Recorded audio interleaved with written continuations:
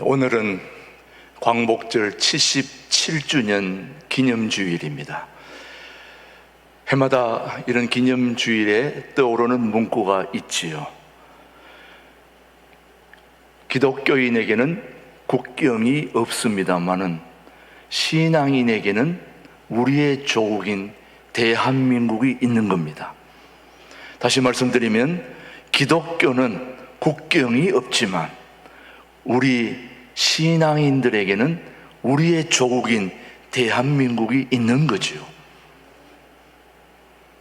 여러분, 대한민국이 어떻게 시작됐는지 그 뿌리를 알고 계신가요?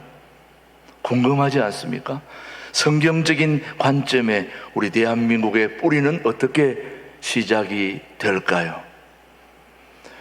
어떤 감리교회 목사님이 우리 민족의 뿌리를 설명해 주시는데 굉장히 설득력이 있더라고요. 그래서 여러분들에게 소개를 합니다. 하나님이 이 세상을 창조하시고 우리를 만드셨죠. 누구를 제일 처음 만들었습니까? 아담과 하와를 만들었죠. 지으셨죠. 그의 자손들이 하나님의 뜻을 잘 준행하면 좋았는데 그 뜻을 따르지 않고 거스르게 되어 결국 죄를 짓게 됨으로 말미암아 심판을 받게 됐죠. 무슨 심판을 받았습니까? 홍수 심판을 받아서 온 세상이 다 멸망되게 생겼는데 유일하게 한 가정만 살아남았던 걸 우리는 알고 있죠.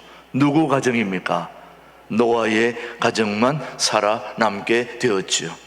근데 그 노아가 아들을 셋을 낳았습니다. 잘 알다시피 함과 셈과 야벳, 야벳과 셈과 함, 이렇게 세 아들을 낳았는데 이 세 아들이 다 흩어지게 됐는데 함은 남쪽으로 내려가서 아프리카에서 살게 되었고, 그 다음 야벳은 북쪽으로 내려가서 유럽과 미국을 이루었지요. 그러면 셈은 어디로 갔을까요? 셈의 자손 중에 에벨이 나왔습니다. 셈의 자손 중에 에벨이 나왔는데 에벨이 두 형제를 낳았죠. 누구를 낳았느냐? 벨렉과 욕단 형제를 낳았습니다. 자, 함, 야벳, 셈 중에서 셈이 에벨을 낳았는데 그 에벨이 두 형제 벨렉과 욕단 형제를 낳았는데 이 벨렉에서 아브라함이 나와 이스라엘을 세우게 된 것이고, 그러면 욕단은 어디로 갔을까요? 궁금하죠, 여러분? 창세기 10장 한번 25절로 31절 보면 욕단이 어디로 갔는지 나오게 됩니다. 시작. 에벨은 두 아들을 낳고 하나의 이름을 벨렉이라 하였으니 그때의 세상이 나뉘었으며 벨렉의 아우의 이름은 누구다?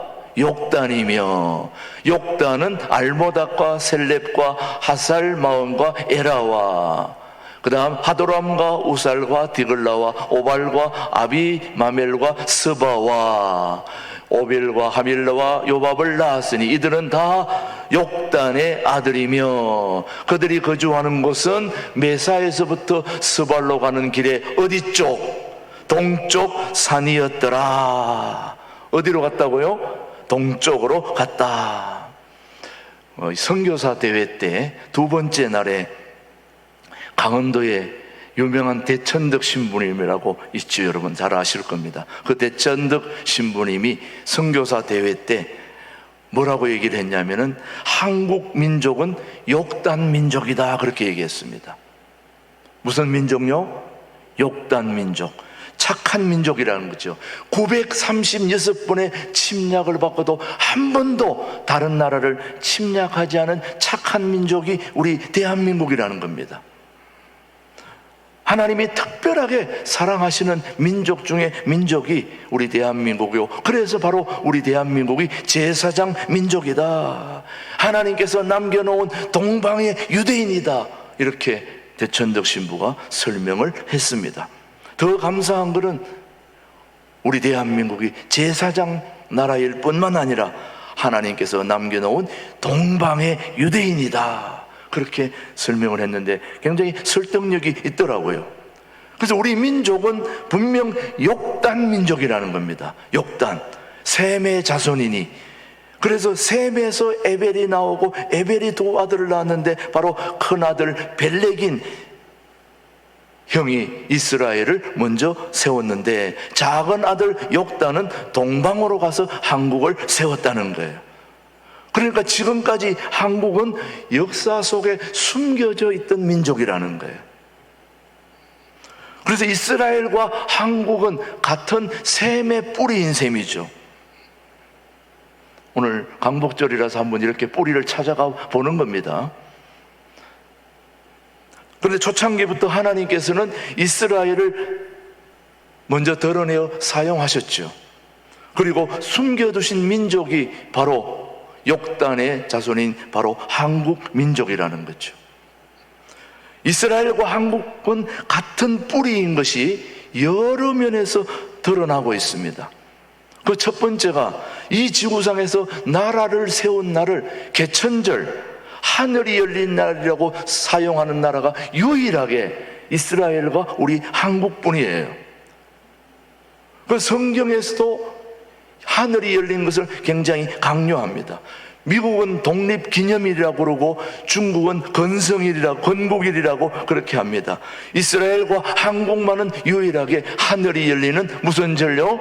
개천절이다. 그래서 우리 민족은 하늘이 열리며 하나님이 세우셨다는 거예요. 하늘이 열린 개천절에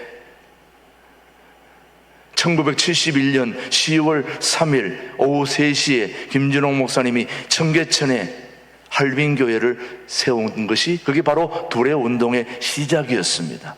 그날이 무슨 날이라고요? 하늘이 열리는 개천절에. 그러니 우리 민족의 시작은 누가 하신 겁니까? 하나님이시는 거는 하나님이. 오늘 아침에 우리 집사람이 오늘 설교 잘 하라고 마늘이 꿀에 잠긴 꿀이 가득 들어있는 마늘을 저한테 주면서 설교 잘 하라고 그렇게 주더라고요. 그 꿀 잠긴 마늘을 먹고 사람 되라고. 여러분, 우리 민족은 단군이 세운 것이 아닙니다. 하나님이 우리 민족을 세우셨습니다. 그리고 예배 시작 전에 우리가 불렀던 애국가에 누가 우리를 보호한다고 되어 있습니까? 하나님이 보호하사. 우리 모든 백성들이 다 애국가할 때 하나님이 보호하사, 이 하나님이 보호하사가 들어간 나라가 이스라엘과 한국뿐입니다. 그러니 이스라엘과 우리는 같은 뿌리라는 거죠, 여러분. 옷도 그렇습니다. 이스라엘에서 가장 경건한 옷이 무슨 옷입니까?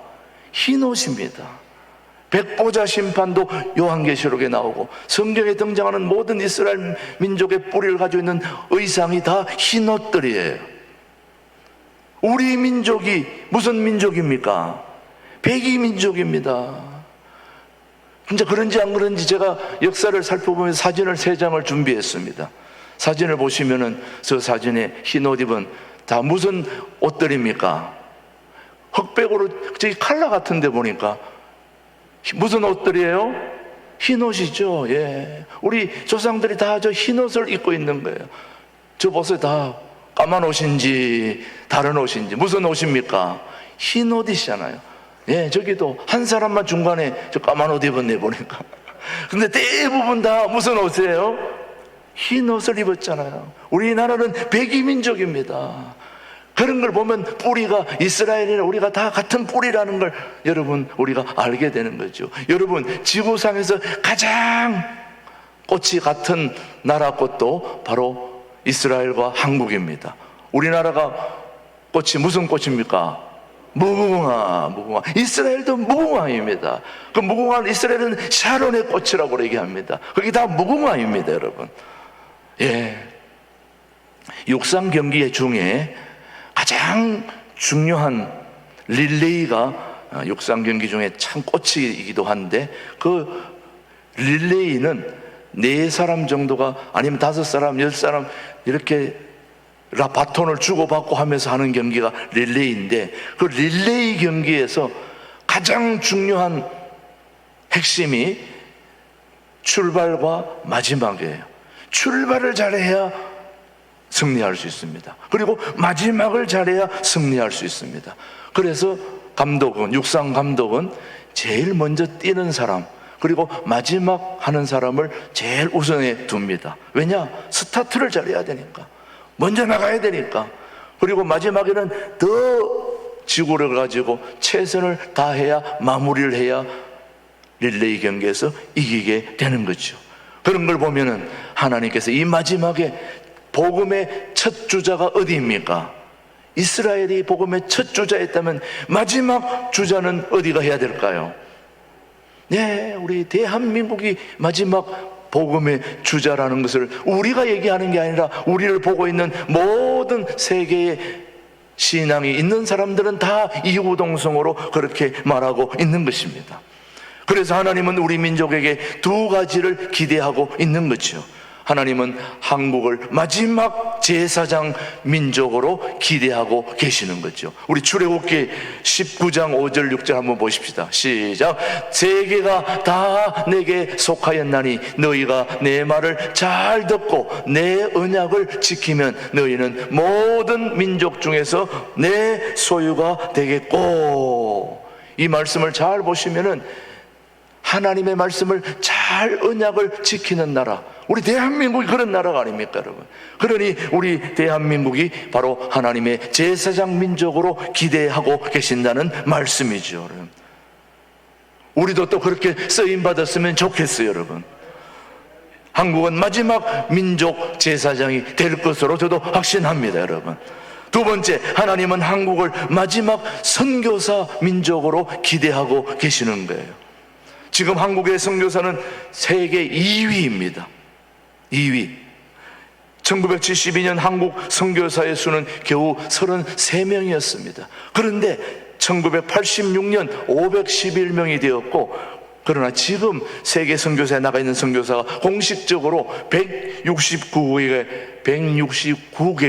22,014명이 지금 우리나라 선교사로 지금 나아가서 활동하고 있습니다. 물론 코로나 때문에 들어오신 분들도 많고 하니까 조금 상황은 달라졌겠습니다만은, 그래도 선교사 파송 1등은 미국이고 2등은 어디라고요? 대한민국입니다. 선교사 파송 1등 미국은 얼마 전 통계로 보면 46,000, 우리 2배 정도 되죠. 381명이고 3위가 인도로 2만 명가량 되고 4등이 영국으로 5,600명 정도 됩니다.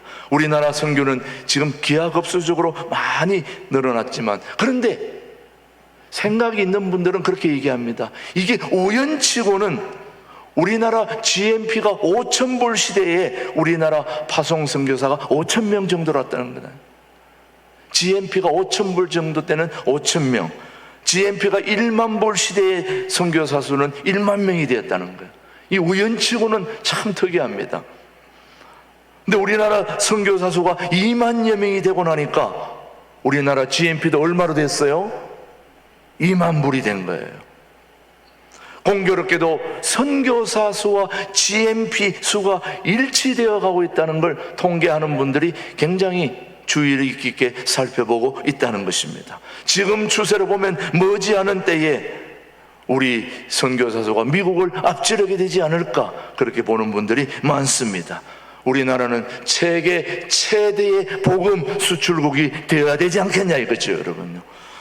이 같은 하나님은 우리 민족을 제사장 민족으로, 선교사 민족으로 기대하고 있다는 것을 우리는 오늘 본문에서 우리가 살펴보고 있는데, 오늘 본문에서 하나님 말씀이 에스겔에게 다시 임하여서 우리에게 말씀할 때에 하나님께서는 에스겔에게 막대기 하나를 가져다가 그 위에 유다와 그 짝 이스라엘 자손이라고 쓰라고 하셨으며, 또 다른 막대기 하나를 가지고 그 위에 에브라임의 막대기, 곧 요셉과 그 짝 이스라엘의 온 족속이라고 그렇게 말씀하셨습니다. 그래서 이 막대기 두 개를 서로 합하여 하나가 되게 하라 그렇게 했습니다. 사실 에스겔도 이게 무슨 뜻인지 이해할 수 없는 그런 상징적인 행위였다고 그렇게 말하고 있습니다. 하나님께서는 남왕국 유다와 북왕국 이스라엘이 하나님 손에서 뭐가 된다고요? 하나가 될 것이다, 그렇게 얘기했습니다. 에스겔은 이해가 되지 않았지만 하나님의 말씀대로 순종을 했습니다. 그리고 그는 기뻐해서 하나님의 손에서 둘이 하나가 되리라는 것은 이스라엘의 회복을 뜻하는 것입니다. 이스라엘이 북왕국,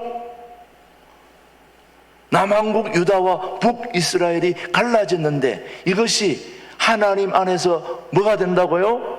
하나가 된다는 것입니다. 그래서 에스겔 37장 19절 말씀 한번 보십시오, 여러분. 시작. 너는 곧 이러기를 주 여호와께서 이같이 말씀하시기를 내가 에브라임의 손에 있는 바 요셉과 그 짝 이스라엘 지파들의 막대기를 가져다가 유다의 막대기에 붙여서 한 막대기가 되게 한즉 내 손에서 뭐가 된다? 하나가 되리라 하셨다. 예, 제가 작년 광복절에 이 설교를 했는 설교를 오늘 똑같이 다시 여러분에게 상기시키는데, 예, 작년에 썼던 막대기가 없어요. 내가 다시 만들었어요. 자, 막대기. 지금 하나님이 막대기 2개를 가져다가 하나는 북이스라엘, 하나는 남유다 이렇게 써가지고 그걸 둘이 뭐 하라고요? 하나가 되는 거예요. 자, 막대기를 2개를 가져다 하나는 북이스라엘, 하나는 남유다. 이 2개가 하나님 손에서 뭐 한다는 거예요? 하나가 된다는 거예요. 하나가. 그런데 잘 살펴보십시오. 이 남유다가 북이스라엘에 붙는 것이 아니고 북이스라엘이 어디로요? 남유다로 그렇게 붙는다는 걸 지금 얘기하고 있습니다. 자, 한번 보십시오. 말씀에 그 다음 말씀 그 다음 37장 19절 말씀 다시 한번 띄워보세요. 자, 곧 37장. 자, 곧 읽은 말씀 37장 19절 말씀, 방금 읽었던 말씀. 예, 37장 지나간 말씀 다시 띄워달라고요. 시작.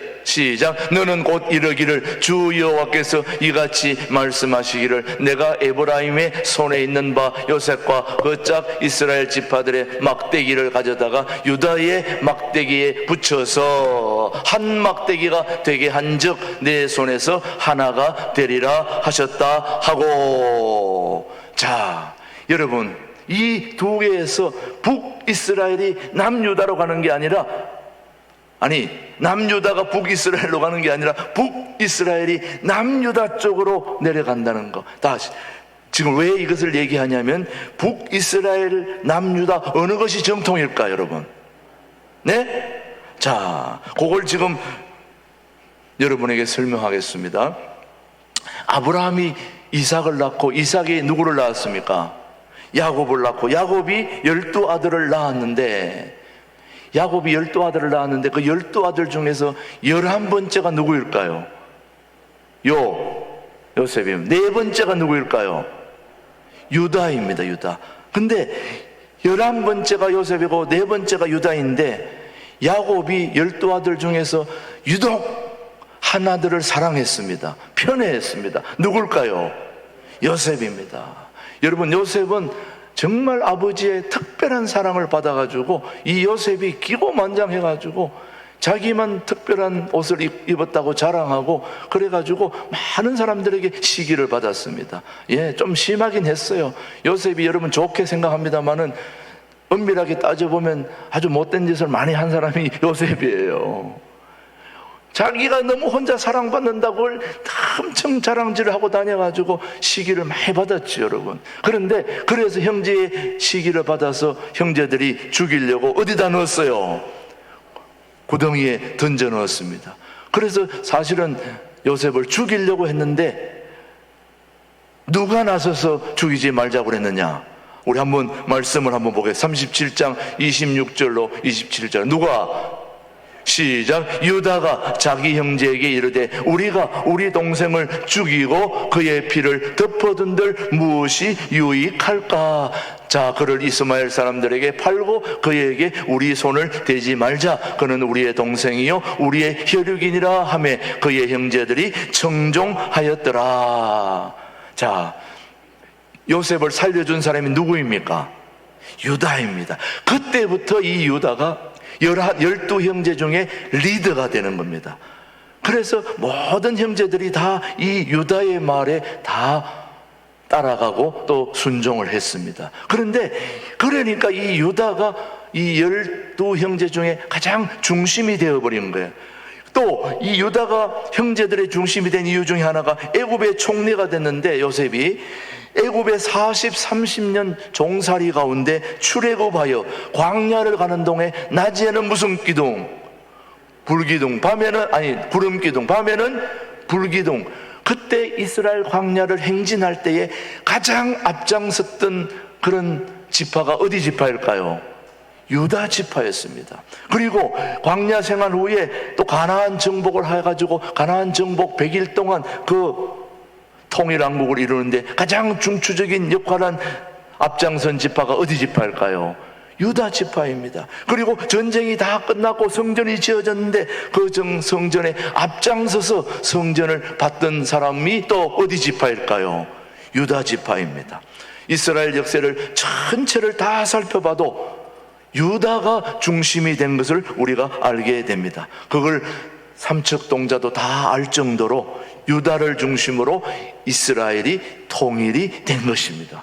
예루살렘도 유다 나라 남쪽이고, 그래서 여러분 에스겔 37장 19절에 바로 이스라엘 지파들의 막대기를 가져다가 시작. 너는 곧 이르기를 주 여호와께서 이같이 말씀하시기를 내가 에브라임의 손에 있는 바 요셉과 그 짝 이스라엘 지파들의 막대기를 가져다가 유다의 막대기에 붙여서 한 막대기가 되게 한즉 내 손에서 하나가 되리라 하셨다 하고, 22절 한번 보십시오. 뭐라고 되어 있나? 37장 22절 시작. 그 땅 이스라엘 모든 산에서 그들이 한 나라를 이루어서 한 임금이 모두 다스리게 하리니 그들이 다시는 두 민족이 되지 아니하며 두 나라로 나누어지지 아니할지라. 그렇게 말씀하시면서 두 막대기를 붙이는데, 다시 말씀드립니다. 남유다가 북이스라엘 쪽으로 오는 게 아니고 북이스라엘이 어디 쪽으로요? 남유다로 그렇게 하나가 된다, 이 말씀이에요. 다시 말씀드립니다. 이스라엘 나라의 가장 중심이 북이스라엘이 아니고 남유다가 중심이라는 걸 얘기해 줍니다. 그래서 북이스라엘이 남유다 쪽으로 와서 중심이 되어서 뭐가 된다? 하나가 된다, 이 말씀이에요. 대한민국이 북쪽으로 가는 게 아니고 북쪽이 남한에 붙여져야 아름다운 통일이 되는 거예요. 하나님이 그렇게 인도해 가시는 거죠, 여러분요. 저는 우리 대한민국이 오늘 우리 신광두레교가 존재할 이유가 바로 여기에 있는 것입니다. 북한이 남한 쪽에 와서 우리가 하나 되어 남북 통일을 이루는 데에 우리 신광두레교가 중심이 되어 준비하는 교회로 쓰임받았으면 좋겠습니다. 그래서 하나님은 오늘도 절망 중에 우리에게 희망을 품게 하시는 하나님이십니다. 에스겔 골짜기의 마른 뼈들이 군대가 되게 하시는 그 하나님은 오늘도 우리 민족에게 희망과 소망을 품게 하시는 살아계신 하나님이십니다. 그리고 하나님은 분열된 관계를 하나로 연합하게 하시는 분이 우리 하나님이십니다. 그래서 우리 모든 민족들이 하나가 되게 하는 이 소중한 역사가 오늘 이 강복절에 다시 한번 우리 마음을 모두 하나님께 영광 올려드리는 복된 성도들이 되기를 주님의 이름으로 축복합니다. 시편 133편 1절 말씀은 우리에게 말합니다. 시작. 보라, 형제가 연합하여 동감이 어찌 그리 선하고 아름다운고. 마지막 이 얘기로 여러분 오늘 설교를 마치겠습니다. 미국의 유명한 밥 호프라고 코미디언이 있습니다. 여러분 이 얘기를 많이 들으셨을 겁니다. 저도 한두 번 했습니다만은 이 밥 포프가 유명한 코미디언이었는데 전쟁 중에 팔다리를 잃고 참 힘든 상위 군인들을 위한 공연이 열려졌는데 그 감독이 이 유명한 밥 포프에게 이 상위 군인들을 좀 위로해 달라고 초청을 했습니다. 그랬더니 이 밥 포프가 너무 시간이 없어서 힘들다 그러니까 5분만 와서 공연을 해달라고. 그랬더니 5분만 해달라는 이 소리에 거절할 수가 없어가지고 이 밥 포프가 5분간만 공연을 해주기로 했습니다. 그래도 많은 상위군들이 앉아 있는데 이 밥 포프가 유명한 코미디언으로서 앞에 나와서 5분간을 공연하는데 처음에는 뭐 달갑지 않게 나가서 시작을 했는데 나가서 하는 동안에 너무 이 양반이 감동이 돼가지고 5분 하러 나갔던 사람이 40분을 하고 들어온 거예요. 40분을 하고도 들어와가지고 무대 뒤로 와가지고 소리를 펑펑 내면서 울게 된 거예요. 그래서 감독이 물었죠. 아니 왜 그렇게 우냐고 물었더니 내가 공연을 하러 왔는데 제가 오히려 공연을 보고 가는 겁니다. 왜 그러냐 물었더니 저 앞에 있는 두 사람을 한번 보세요. 봤더니 감독이 나가서 봤더니 한 사람은 전쟁에서 한 왼쪽 팔을 잃었고 또 한 사람은 전쟁에서 오른쪽 팔을 잃은 거예요. 근데 이 두 사람이 같이 앉아가지고 오른손 잃은 사람은 왼팔로, 왼팔 잃은 사람은 오른손으로 둘이 막 박수를 치면서 너무너무 좋아하는 거예요. 그걸 본 이 유명한 코미디언 밥 포프가 자기는 어디 가서도 이런 걸 본 적이 없다는 거예요. 내가 내 인생을 헛살았구나. 저렇게 팔 떨어졌는데도 옆에 사람하고 하나 되면서 치는 걸 보고 너무 감동이 돼가지고 다시 인생을 자기가 살아야 되겠다고 다짐을 했다는 것입니다. 우리가 남과 북이 없는 걸 찾지 말고 있는 걸 가지고 하나로 서로 격려하고 위로한다면 우리는 분명 멋진 남북 통일이 이루어질 거라 확신합니다. 그런 민족을, 그런 통일한국을 이루는 일에 우리 신광두려가 쓰임받게 되기를 주님의 이름으로 축복합니다. 하나님 아버지 감사합니다. 오늘 귀하고 소중한 77주년 광복절 기념주일에 하나님 아버지 우리가 북이스라엘과 남유다가 하나 되게 하는 하나님의 역사가 우리나라에도 이루어지는 역사가 있게 하여 주옵소서. 분열의 역사를 하나로 엮고 계시는 주님, 화해의 영을 우리에게 부어 주옵소서. 갈라짐을 주장하기보다는 하나됨을 애쓰게 하시고 통일의 주인으로 우리 민족을 내세워 주옵소서. 오늘도 372 이강산의 구원과 평화 하나됨의 씨를 키워가시는 우리 주 예수 그리스도의 이름으로 기도드립니다. 아멘.